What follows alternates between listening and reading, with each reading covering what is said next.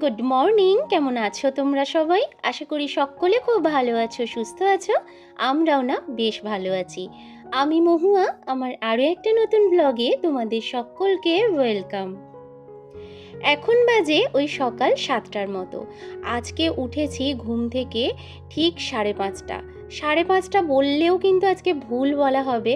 Actually সারা রাত্রি ঘুমোতেই পারিনি। যেটা বললে তোমাদের মেনলি এটাই হচ্ছে সত্যি কথা। তোমাদের দাদাভাই কালকে গেছেন তারাপীঠ। আর দেখবে যে পাশের মানুষটা যখনই না থাকে তখন কিন্তু একটুখানি অসুবিধাই হয়। আমার তো বিশেষ করে অসুবিধাই হয়, সেটা ছেলেই বলো বা তোমাদের দাদাভাই বলো। তিনজনে যখন একসঙ্গে থাকি তো ঠিক আছে, কিন্তু একজন মানুষ যখন না থাকে তখন কিন্তু আমার ওই ঘুমোতে গেলেই কি জানি কি হয়, তো সেটা নিজেও বুঝতে পারি না। তো সারা রাত্রি সে কারণের জন্যই ঘুমোতে পারিনি। আর আজকে সকাল সকাল ওই জন্য একদম উঠে পড়েছি। আর ওর পাপা নেই বলে জানি না, বাবুও কিন্তু একটু তাড়াতাড়ি উঠে পড়েছে। আর ও সারা রাত্রিবেলা মাঝে মধ্যে উঠছে আর উঠে উঠে শুধু পাপার কথা বলছে। তো যাক, ওকে তাও একটু ঘুম পাড়ানো গিয়েছিল। আর সকাল সকাল উঠেই এই যে একটুখানি চা করে নিচ্ছি, রুদ্র আর আমি দুজনে একটু খাবো। আর তোমরা তো জানোই যে আমি চাটা প্রধানত কিন্তু এই বাতাসা দিয়েই করে থাকি। এটা অনেকটা ক্ষেত্রেই হাসির মনে হয়। আমার মা তো বলেন যে কিরে তুই বাতাসা দিয়ে চা করিস। তো দেখো বন্ধুরা, তোমাদের আগেও বলেছি চিনিটা একটুখানি আমার ভালো লাগে না, তো সেই কারণে চিনিটাকে এখন একটু অ্যাভয়েড করি। তো এই যে আমাদের জন্য কিন্তু চা করা হয়ে গেছে।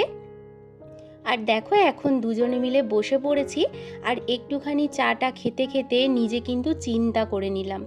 আর দেখো এই কয়েকদিন বৃষ্টিটা হওয়ার পরে দুদিন মতো, তারপরেই কি হারে গরমটা পড়েছে।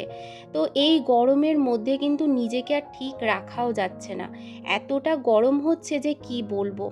আর এই গরমের মধ্যে না কাজকর্ম করতেও ভালো লাগছে না, তবুও ওই যে সংসার, এই যে নামে সংসার, কি আর সং না সাজলে কিন্তু সংসার করা প্রায় অসম্ভব।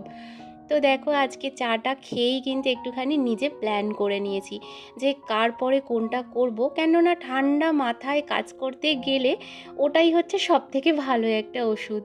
গরমের মধ্যে চাটা খাওয়া একেবারেই কিন্তু অনিশ্চিত, চাটা খাওয়া যায় না। তবুও আমি না যখন একটু ভালো লাগে না বলতে পারো, চাটা একটুখানি খাই। তো আজকে দুজনে মিলেই খেয়েছি। আর চাটা খাওয়ার পরে এই যে কাজে লেগে পড়েছি। স্টেপ বাই স্টেপ কাজগুলো তো করতেই হবে। প্রায় দুদিন ধরে মোটামুটি এই সমস্ত জিনিসগুলোকে মোছামুছি করাই হয়নি, তো একটু নোংরাও জমেছে, কি আর করা যাবে। তার মধ্যে তোমাদের দাদা ভাইও নেই। তো আমি ভাবলাম যে যাক, এই তো সুযোগ। দেখবে যখন ঘরের মানুষরা থাকে, আর আমাদের তো ওই 1:30 নাগাদ দুপুর 1:15 1:30 নাগাদ করে খেতে আসেন বাড়িতে। তো সে কারণে একটু তাড়াতাড়ি রান্নাবান্নাটা করতে হয়। আর আজকে যেহেতু ও নেই তো সেটাও টেনশন নেই, কিন্তু তার মধ্যে আবার না আমার বাপি আসারও কথা রয়েছে।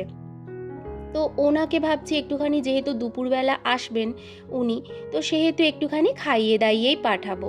তো রুদ্রকে দিয়ে আজকে একটুখানি চিকেন আনিয়েছি। দেখো মানুষটা যখন খাবেন আর দুপুরবেলা যখন আসবেন, ওনাকে কি আর না খাইয়ে পাঠানো যায় বলো না। আর শুধু তো দেখো ঘরেতে যা কিছু থাকে আমরা নিজেরা নিজেদের মতো রান্নাবান্না করে খেয়ে নিই, কিন্তু যখন দেখলাম যে না বাপি আসবেন, তো ওনাকে তো আর এমনি শুধু শুধু ভাতটা দেওয়া যায় না বলো না। তো সেই জন্য রুদ্রকে বললাম যে যা বাবু তুই একটুখানি চিকেন নিয়ে চলে আয়। তো ও একটু চিকেন নিয়ে এসেছে বাজার থেকে। আর এখন জানো তো, যেহেতু একটু বড় হয়ে গেছে, তো ও মোটামুটি বাজার দোকান এই সমস্তগুলো একটু টুকটাক কিন্তু করে নেয় আর কি। আমি যখন যেরকম বলি তো ও একটু করে নিতেই পারে। সেই কারণে আজকে চিকেনটা ওই নিয়ে এসেছে। আর আজকে একটু চিকেন করব আর ভাত করব, জাস্ট এইটুকুই করব। তো সেই জন্য ওদিকে চিকেনটাকে ম্যারিনেট করে রেখে দিয়েছি আর ভাতটাকে আমি বসিয়ে দিয়েছি, তোমরা দেখতেই পেলে। আর এই যে চলে এসেছি দেখো সিঁড়ির কাছটাতে। এই রেলিংগুলোকে মোটামুটিভাবে মুছতে হয়, তাও তো এইবার এই গরমের জন্য বলে বেশ কিছু দিন পর্যন্ত এইগুলো মোছামুছি করাই হয়নি, ওইভাবেই পড়ে আছে। কিন্তু দেখলাম যে না, এগুলোকে কিন্তু ফেলে রাখলে ওই জং মতো ধরে যাচ্ছে, তো সেই জন্য আবার ওটাকে মুছে নিলাম। এখন চলে এসেছি বালিশগুলোকে একটু রোদ্রুড়ে দেব। দেখো না, গরমের জন্য আমাদের তো রাত্রিবেলা যদিও এসিটা চলে, তাও না কীরকম একটু ঘাম ঘাম মতো হয়ে যায়। আর ঘামের জন্য বালিশগুলো না বেশ গন্ধ গন্ধ করছে, জানো তো। সেই জন্য এইগুলোকেও একটুখানি রোদ্দুরে দিয়ে নিচ্ছি। আর এই দেখো, এই একরত্তি মেয়েটিকে একবার তোমরা দেখে নাও, কেমন আমাকে হাম্পুটা দিল, দেখতে পেলে? বলো আসো না, না আগে নাম বলতে হবে, আগে নাম বলতে হবে, তবে সাইকেলে। বলো আগে নাম বলো। হ্যাঁ হ্যাঁ হ্যাঁ, দীপসা কুন্ডু। দেখলে তো বন্ধুরা, একরত্তি মেয়েটি। তোমাদের বললাম কেন বলো তো, এটা আমার পাশের বাড়ির বাচ্চা। তো আমার ঘরে প্রায় সব সময়ই থাকে। আমার ঘরের থেকে আবার এক জেঠিমার বাড়িতে ও সব সময় থাকে, জানো তো। ছোট্ট থেকে ওই জেঠিমাকে ছাড়া কিছুই জানে না বাচ্চাটি। তো ওর ঠাকুমাই রিসেন্ট মারা গেছেন, তো ঠাকুমা কী জিনিস ও তো বুঝতেই পারলো না। তো যাক, সবার কাছেই মোটামুটিভাবে মানুষ হচ্ছে। আর বাচ্চাটি এত মিষ্টি, এত কিউট, তোমরা তো নিজেরাই দেখলে। প্রত্যেকটা বাচ্চাই কিন্তু প্রত্যেকটা মায়ের কাছে কিউটই হয়। তো যাই হোক, ও একটু আমার ঘরেতে আসে আর একটুখানি আদর আদর খেয়ে খেয়ে যায় মোটামুটি। আর আমার বেশ ভালোও লাগে, জানো তো, বাচ্চাদেরকে নাড়াঘাটা করতে আমার তো ভীষণভাবে ভালো লাগে। তো ওকে একটুখানি মাঝখানে মানে কাজ থেকে বিরতি নিয়ে আর কি বলতে পারো, ওকে একটুখানি আদরও করলাম আর ওর সঙ্গে একটুখানি খুনসুটিও করলাম। তো এই দেখো, আবারও লেগে পড়েছি কাজকর্মের দিকে। সকালবেলা তো নিজে ফ্রেশ হয়েছিলাম, আর ফ্রেশ হয়ে সব কাজগুলোকে একটু একটু করে গুছিয়ে নিচ্ছি। এখনও স্নানটা সারা হয়নি। আজকে রুদ্র বলেছে যে মা, তুমি তোমার এদিকে সংসারের কাজকর্মগুলো সারো, আর আমি ঠিক টাইম মতো স্নান সেরে কিন্তু গোপু সোনাকে পুজোটা দিয়ে দেব।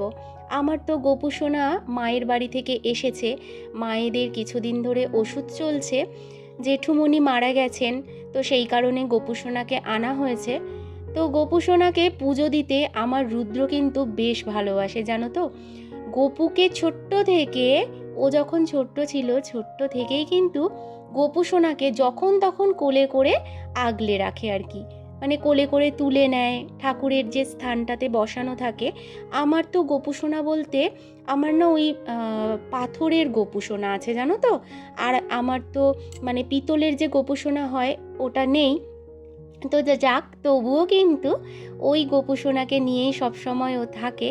আর যেহেতু এই কয়েকদিন গোপু সোনা এসেছে, রুদ্র বলল যে মা, আমি কিন্তু আজকে পুজোটা দেব। তো যাক, আমার একটু সুবিধাই হলো। সকাল থেকে দেখো একা হাতেই কিন্তু সব কাজগুলোকে সামলাতে হচ্ছে। তাও বাজারটা কি ভাগ্যিস আজকে রুদ্র করে দিয়েছে, সেক্ষেত্রে একটুখানি সলভ হয়ে গেছে। আমার সব কাজ দেখো কমপ্লিট হয়ে গেছে। আর এদিকে এখন লাইটগুলোকে নিভিয়ে নিচ্ছি।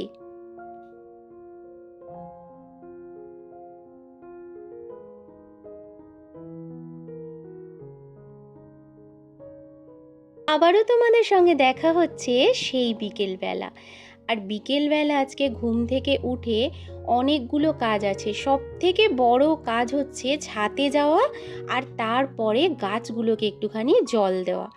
তো চলো, এই কাজগুলো সারতে সারতে আজকে ঝটপট করে বেশ কিছু বন্ধুর নাম নিয়ে নিই। তানিয়া মণ্ডল, তড়িঘড়ি life blog, Shibani's simple life, Mamata Pakhira, Bongosongi blogs, Hasan Shakin, Neel Akash, Pinky Das, Priyanka Adhikari and Soma Ganguly. তো তোমাদেরকে অনেক ধন্যবাদ বন্ধুরা, আমাকে এতটা ভালোবাসার জন্য আর আমার পাশে থাকার জন্য। তো আজকে তোমাদের সঙ্গে একটা কথা বলবো। বঙ্গসঙ্গী ব্লগস থেকে সঙ্গী, তুমি বন্ধু আমাকে কমেন্টস করেছিলে যে ইন দিস ভিডিওর মিউজিকের লিঙ্কটা দেওয়ার জন্য। তো বন্ধু জানো তো আমি তোমাকে ওখানে কমেন্ট সেকশানে কমেন্টসটা করিনি। তো যাক, আমি না কি জানি কি কি একটা কারণের জন্য হয়তো বা ভুলে গিয়েছিলাম জিনিসটা। তো বন্ধু তোমাকে কিন্তু আমি অবশ্যই লিঙ্কটা দিয়ে দেব, তুমি একটুখানি ওয়েট করো। আসলে আমি একটুখানি কাজের মধ্যে ব্যস্ত ছিলাম বলে তোমাকে না লিঙ্কটা দেওয়া হয়নি। তো ওটা তোমাকে নিশ্চয়ই দিয়ে দেব। আর প্রিয়াঙ্কা অধিকারী, তোমাকে বলবো বন্ধু যে তুমি আমাকে জিজ্ঞাসা করেছো যে দিদিভাই তুমি কোন অ্যাপ থেকে ভিডিও এডিট করো। তো দেখো, আমি তোমাকে ওখানে কমেন্টেও জানিয়েছি যে আমার না নির্দিষ্ট কোনো কিন্তু অ্যাপস থেকে আমি ভিডিও এডিট করি না। কিন্তু হ্যাঁ, বলতে পারো যে আমি বেশিরভাগ সময়তে কিন্তু ইনশর্ট যে অ্যাপটা রয়েছে সেটা থেকে ভিডিওটা এডিট করি। আর এছাড়া কিন্তু ফিল্মোরা বলো বা ভিএন অ্যাপ বলো, এইগুলো তো রয়েছে, আমি এগুলো থেকেও কিন্তু ভিডিও এডিট করি। আর তোমার হচ্ছে মানে আমার যেটা সহজ মনে হয় সেটা হচ্ছে ইন দিস, মানে ওই ইনশর্টটা। আর ইন দিস ভিডিওর যে সেকশনগুলো আমি কেটে কেটে ভিডিওটা এডিট করেছি, সেটা তোমাকে বলতে গেলে বলতে হয় যে নির্দিষ্ট দেখো ওখানে কোনো কিন্তু অ্যাপ নেই। তুমি ইন দিস ভিডিওটা আমরা যখন বানাই তখন কিন্তু বড় ভিডিও থেকে কাট কাট করে কিন্তু ভিডিওটা বানাতে হয়। আর দেখবে কাট করলেই ওখানটাতে একটা মাইনাসের মতো সাইন আসে, ওটাতে কিছুক্ষণ ট্যাপ করলেই কিন্তু দেখবে তুমি বিভিন্ন ট্রানজিশন সেকশনের মধ্যে চলে যেতে পারবে। তো ওখান থেকে তুমি তোমার মনের মতো ট্রানজিশন অ্যাড করে নিতে পারো। তো আশা করি তুমি তোমার আনসারটা পেয়ে গেছো। যদি আজকের ভিডিওটা তুমি দেখে থাকো তো কাইন্ডলি আমাকে একটু জানিও যে তুমি তোমার আনসারটা পেলে কি না। তো দেখো, আমি কিন্তু গাছে জল দিয়ে একদম চলে এসেছি। আর তোমরা দেখতে পেলে তোমাদের দাদা ভাই ওই ফলগুলোকে আগলে রাখার জন্য কিভাবে মশারি লাগিয়েছে। জামরুল গাছটাতেও একটা লাগিয়ে দিয়েছেন, আর এদিকে নিচে জাম গাছটাতেও একটা লাগিয়ে দিয়েছেন।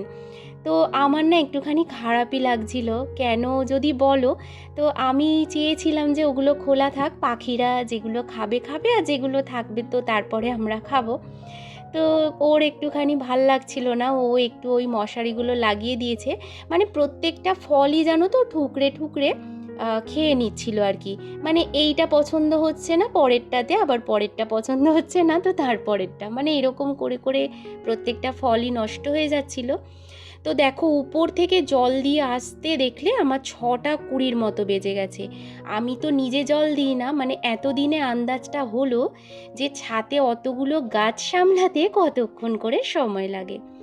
তো যাক, চলো আজকের মতো তাহলে ভিডিওটা এখানেই শেষ করি। টাটা।